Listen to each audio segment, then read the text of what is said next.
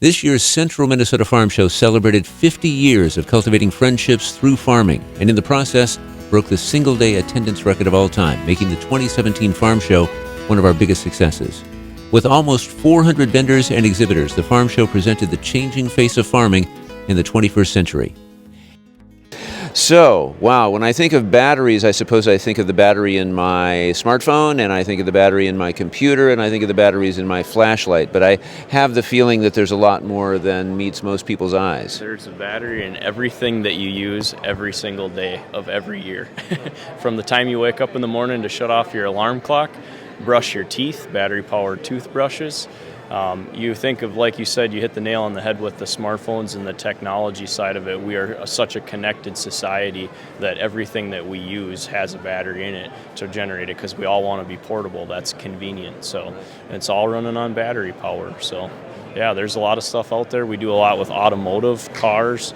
We're here at the Ag Show or Farm Show, so you have tractor batteries. That's still our bread and butter. We love to sell batteries, so as much as light bulbs as well. So we are a lighting company as well. So what's different about a tractor battery as opposed to a car battery?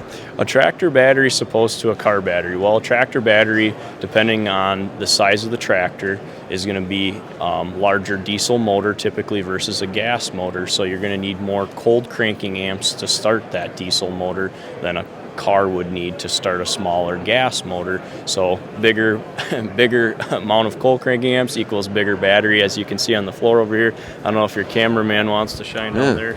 You can get some that weigh up to 80, even 100 pounds, just depending on what type of unit you got. So, and yet, I will bet that some of the biggest innovations in battery technology would be to downsize and downweight the batteries. This is also correct. Lithium ion is a technology that we have all heard of a lot because of our cell phones and stuff, but that's a lighter component that holds energy. You can store more energy with it, and so therefore you can make things smaller, more portable, with more power or greater power demands, so you can meet those demands. So yeah, it's lithium ion is the biggest chemistry out there right now. That's what all of our cell phones are running off of.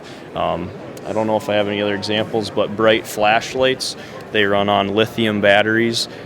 They take smaller batteries, but they can pack more power, so you have a flashlight here that's as bright as a car headlight. So, I mean, that's where technology is going, and you can hold that in the palm of your hand. So, yeah. What is the sort of, and let's back you up here so we have a better backdrop, okay? Sure. I'm sorry. Oh, that's fine. We needed to come over to this side. Before I go there, hold one of these up. What's this all about? So what you have here is what they call a corn cob light. And this is an LED light that replaces, in high bay fixtures in warehouses and in shops, you have metal halide fixtures that are running, or metal halide bulbs, and that's what we had before. And they use a ballast, and they have to start up and warm up to get bright.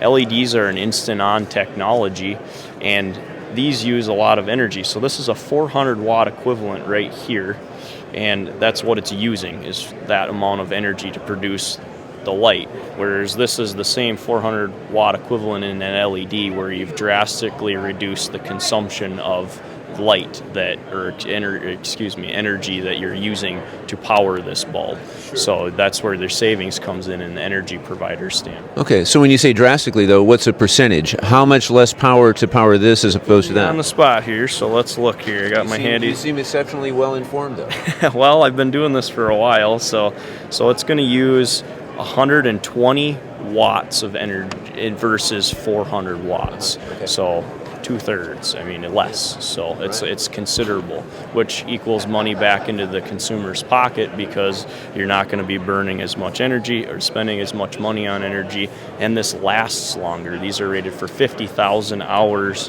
whereas something like this is rated for only 20,000 hours. So you're going to get more return on your investment on both sides. So the only reason you have this here, you're not trying to sell those, you're trying to sell those. That is an example to show our customers that when you switch from using something that is using 400 watts to something that is producing the same amount of light, if not more, using a third of the less energy. So that's 120 watt equivalent of all you're using versus 400, giving you the same amount of light output. So Yeah. Okay. So what is the next major horizon in battery technology? What are we trying to get to that we have not currently arrived at? Well, there's a technology on the market in the automotive industry that you'll hear more and more about. It's called start-stop technology. When you pull up to a stop sign or a stoplight, your vehicle is now going to shut off. You're not going to lose your AC or your heater or your radio, but your motor is physically going to turn off. The second you step on your gas pedal, and go to accelerate when the light turns green or you need to move forward from that stop sign, you're going to be able to accelerate. Your motor instantly is on and you move forward, saving you fuel costs while you're sitting idle for a longer light, 30 seconds, whatever that may be. But that is a new technology coming along here that you're going to hear more and more about if you go shopping for new vehicles on the market here in the future. So that's kind of a cool one. That's just a way to save energy in terms of fossil fuel costs, and then which means that we'll be selling more batteries because there's going to be 2 batteries in every car now because there's more power demands. Right. So. Okay. Yeah. I can envision that. Okay, thanks for drawing that picture. One more question. If someone were to walk into your store, what would be the coolest thing that you could sell them? It's like, hey, check out this battery or this light. I think LED bulbs for your house are pretty awesome because of what they're saving you on your energy costs. You put in an LED 60-watt bulb that only uses 8 watts of energy to produce the same amount of light as a 60-watt incandescent bulb. You're going to save an average of $7 a year by putting that bulb in. So I think that's what I'm drawn to tell somebody in my store. If you're talking something in the palm of your hand, I'd go back to this flashlight. That's 2,000 lumens that you can shine and light up 200 yards away, no problem, in the palm of your hand for up to 2 hours at a time. I think that's a pretty cool gadget to show people when they walk in where technology has come from like your old mag lights and such like that with the incandescent or halogen bulbs in them. Now you have these LED flashlights that can just outperform car headlights, and which is pretty cool. So I've had cars where I should have duct taped one of those to the side of the car because my lights didn't work. As well. The old oxidized headlight is pretty yellowed over. So yeah, pretty cool. Well, I appreciate you guys' time. So give us one little statement about your experience. Say a good thing about the Central Minnesota Farm Show. Well, I grew up in the dairy industry. That's what my family does for a living. So I'm pretty proud to be here representing farmers and be here at the farm show. But I don't know I'm not sure what I could say about it. I haven't got to walk around yet and visit with everybody, but so far everybody coming to me has been pretty friendly, and I really appreciate that in the ag community and the farming community. So. All right. Thank you very much, Luke. I don't get interviewed very often. So. You did. He's a well-informed young guy, right? I thought that maybe, coming down the home stretch, maybe, the upper-level management people have said, hey, we're going to go have lunch. We'll let the kids stay here. You spoke very well. Well, thank you. I appreciate it. I got to sit in for the last day. I told them that I wanted to come and represent, being that my roots are Central Minnesota here. The St. Cloud Area Chamber of Commerce sends thanks to everyone who gave of their time and energy to make the 50th anniversary 2017 Central Minnesota Farm Show such a success.